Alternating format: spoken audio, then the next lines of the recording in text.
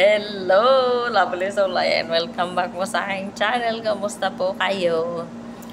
Ayan, lovely soul. Alam ko po, karamihan sa inyo ngayon is nakakatanggap ng mga angel numbers. Bakit po? Kasi, bukas po yung tinatawag na Lions Gate Portal. Ito yung 8-8. Okay? Yung August is 8 and then yung date is 8. So, kaya 8-8 Lions Gate Portal. So, ibig sabihin, ito po ay mahalagang spiritual na kaganapan. Sa numerology, yung 8 ay kinukonsider po ito na growth and transformation. Ito po ay prosperous day. Okay? So, kaya kung lagi nyong natatanggap yung 8, 888, 8888, 4 na 8, ibig sabihin is binibigyan po kayo ng sign ng inyong guardian angels na kayo ay makakatanggap ng reward. Okay?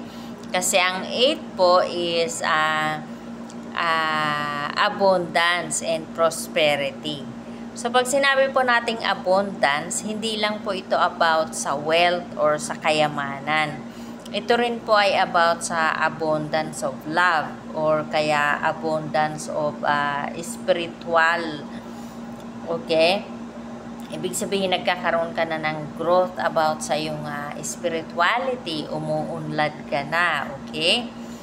And pag sinabi naman natin about sa or ibig sabihin magkakaroon ka na ng mararamdaman mo na yung enlightenment sa buhay mo. Okay po? Or pag sinabi naman po natin na abundance of love is maaaring yung puso mo is napupuno ng pagmamahal sa sarili mo at sa iba. Okay? So, ibig sabihin, nagkakaroon ka na ng pag-unlad sa sarili mo. Mahal mo na yung sarili mo.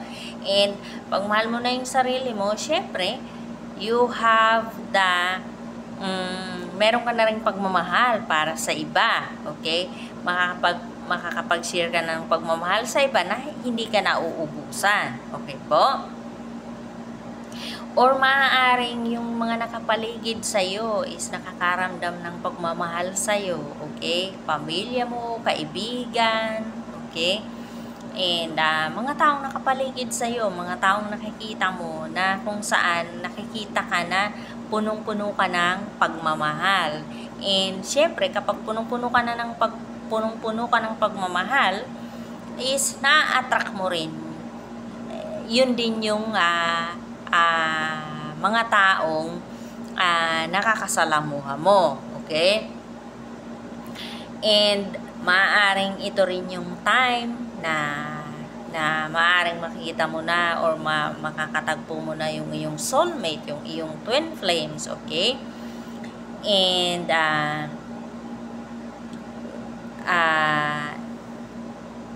or di naman kaya, halimbawa naman kung sa trabaho, okay, magkakaroon ka ng financial increase. Halimbawa yung salary mo, suddenly magkakaroon ka ng financial increase, di ba? O di naman kaya sa work mo, baka ito na yung time na, kasi kung nahihirapan ka sa trabaho mo, baka ito na yung time na binibigyan ka ng signs ng iyong guardian angel na maghanap ka na ng iba na kung saan is magiging masaya ka. Okay? Maghanap ka ng ibang trabaho na kung saan is magiging masaya ka. Okay? Or kung mayroon kang business. Okay?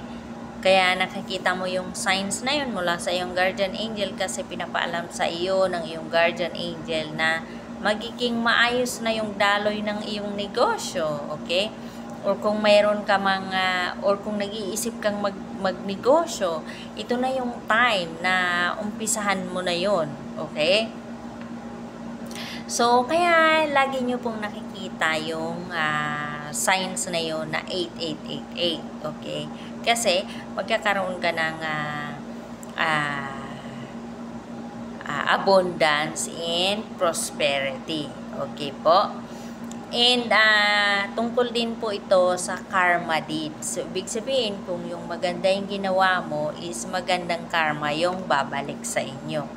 Pero kung alam mo na nakabaliktaran yung ginawa mo, so syempre, yun din po yun nababalik sa'yo. Okay po? So, kaya napaka-importante na mag-focus po tayo doon sa positive. Huwag po tayong mag-focus doon sa mga nangyari sa atin na hindi maganda. Kasi, sabi ko nga po, yung 888 sa manifestation is high real speed manifestation. Nadodouble yung energy, okay? So, kaya kung mag-focus ka doon sa hindi maganda, so, syempre, mamamanifest mo yun. So, kaya mag-focus ka po doon sa positibo para positive yung mamanifest mo, okay? So, i-align natin yung ating intention, yung desires, in sa action natin.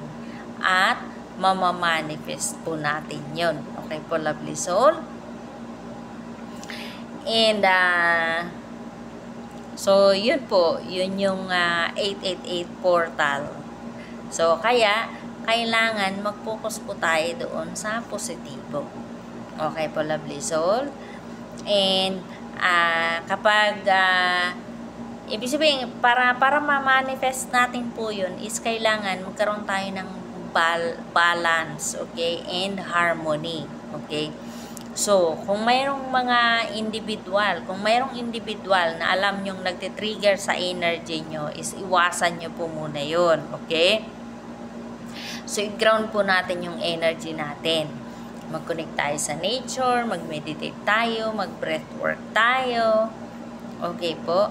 Para ma-manifest natin ng mabilis kung ano man yung gusto nating ma-manifest, okay po? Actually po, bukas na yung portal simula pa nung July 28.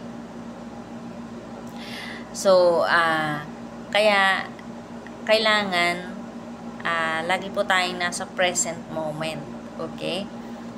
Sabi ko nga, i-ground natin yung ating energy. Okay po? So, I hope na nakatulong po sa inyo ang video na ito, lovely soul. Thank you for watching. God bless and I love you.